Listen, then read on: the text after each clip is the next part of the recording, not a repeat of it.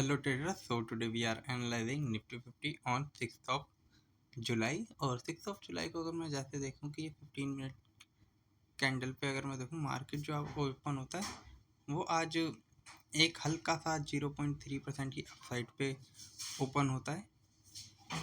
ये 6 तारीख का, सॉरी हम 7th का एनालिसिस करना है। तो अगर आज के दिन हम देखें तो मार्केट एक 24,464 पे ओपनिंग देता है। ठीक है, 24,464 पे एक ओपनिंग देता है।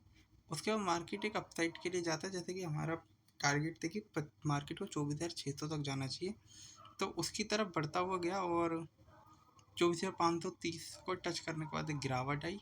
और अगर हम देखें आखिरी के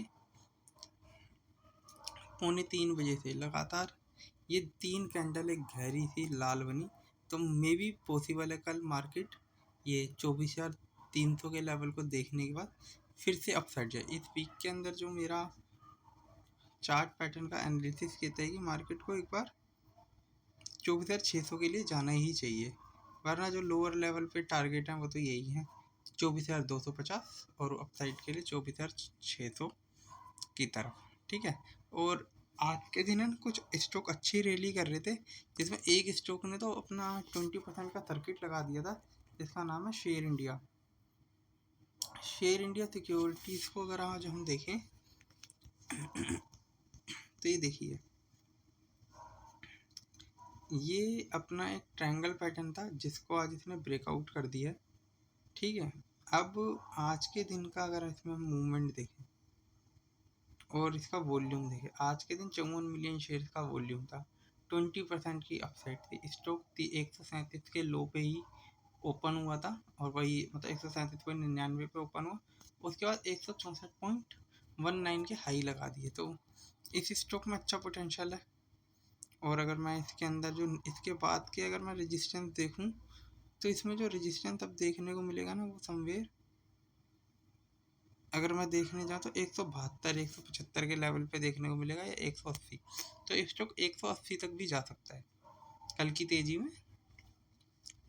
तो इस स्टॉक को हमें रडार पर रखना चाहिए। स्टॉक 200 के लेवल को भी टच कर सकता है, तो शेयर इंडिया को हमें रडार पे रखना चाहिए। और इसके बाद अगर मैं एक नेक्स्ट स्टॉक आप लोगों से डिस्कस करूँ तो वो है रिट्स। रिट्स को आज एक कॉन्ट्रैक्ट मिला था जिसकी वजह से ये तेज़ी दिखाता हुआ जा रहा है। और अगर हम देखें तो ये अपने हाई से आज की तेज़ी के बाद भी है ना एक 40% डिस्काउंट पे अवेलेबल है। ठीक है, और इसमें देखिए अगर ये थोड़े दिन पहले है ना ये यहाँ पे अपसाइड के लिए गया था। ठीक है, जिसमें 14% की तेज़ी दिखाई थी, 241 तक के हाई लगाए थे। आज 244 के हाई से गिरा है और 235 के आसपास क्लोजिंग दी है।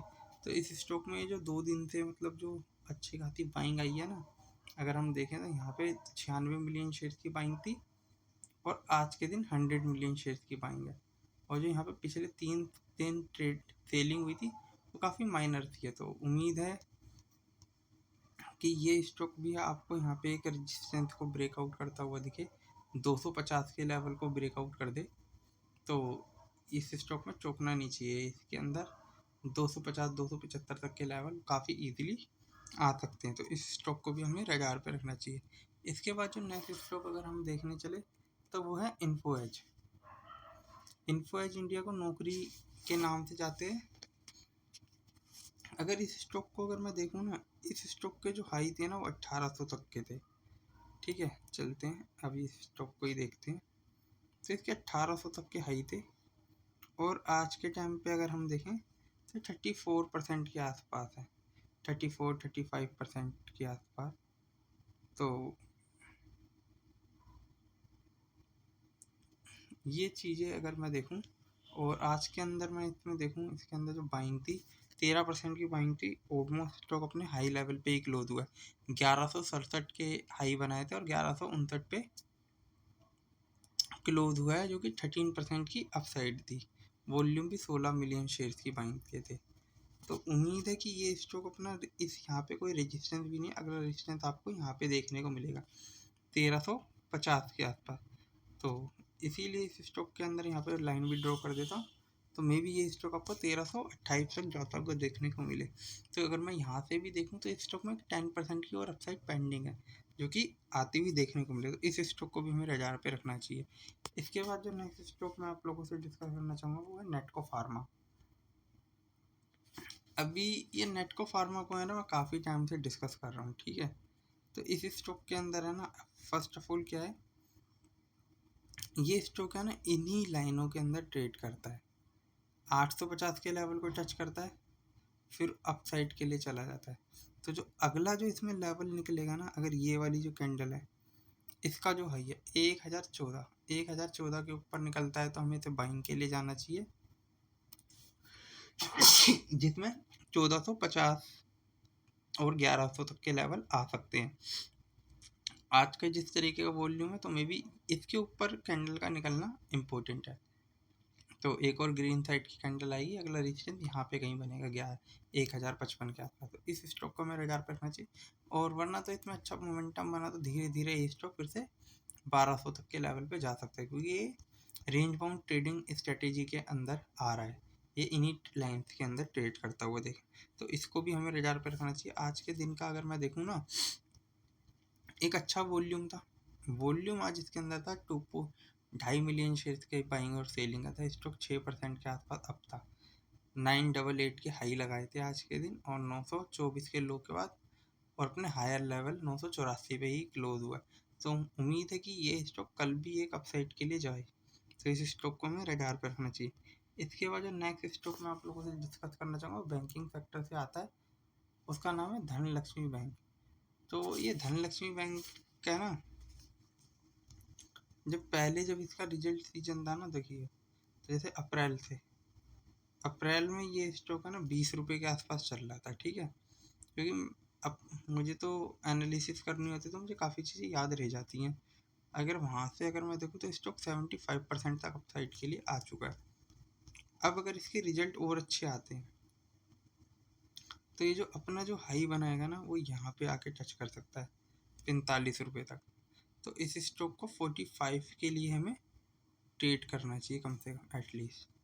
और जिस तरीके का मुझे इसमें लग रहा है कि हाँ, इसमें वॉल्यूम आ रहा था, बाइंग आती है, तो ये स्टॉक आपको अपसाइड के लिए जाता हुआ देखने को मिल सकता है। तो 13 मिलियन शेयर्स की बाइंग एंड सेलिंग है। आज के दिन स्टॉक 7 से 8% अपसाइड पे था। 33.76 के लो लगाने के बाद एक 36 रुपये 85 पैसे तक के हाई के लिए गया। तो इस स्टॉक को भी हमें रडार पे रखना चाहिए। इसके वजह नेक्स्ट स्टॉक में आप लोगों से डिस्कस करना चाहूँगा वो है ट्रेंड।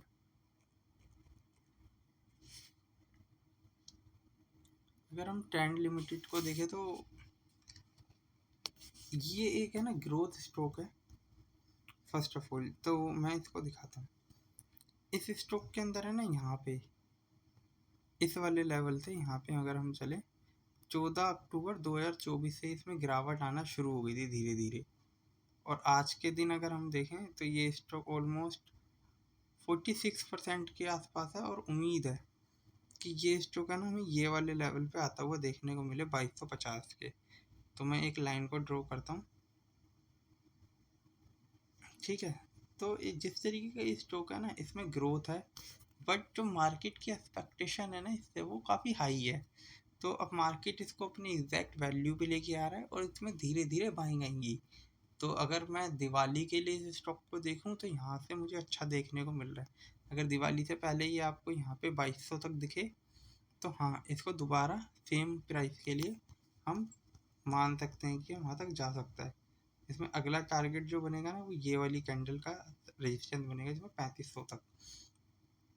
तो इस स्टॉक को देख सकते हैं। आज के दिन तो इनकी कमेंट्री वीक लगी मार्केट को, इसलिए गैप डाउन ओपनिंग हुआ, 12.5% की डाउन साइड पे क्लोज हुआ, और दिन भर ये इसमें गिरावट आती ही रही थी धीरे धीरे।